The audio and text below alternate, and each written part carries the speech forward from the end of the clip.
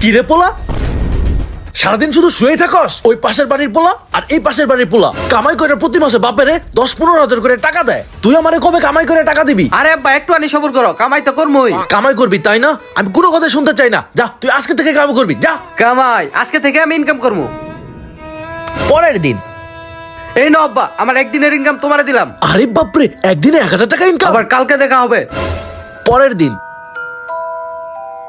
এই নাও আজকের ইনকাম 2000 টাকা। আরে বাপরে, আজকেও 2000 টাকা ইনকাম। আবার কালকে দেখা হবে। আমার পোলা কি এমন করে যে এত টাকা ইনকাম করতে পারতেছে? পরের দিন, আমি অন্ধ মানুষ, আল্লাহর রাস্তায় কয়েকটা ভিক্ষা দেন, কেউ বাড়িতে আছেন? এই অসময়ে আবার ফকির আসলো। আরে আসতেছি আসতেছি।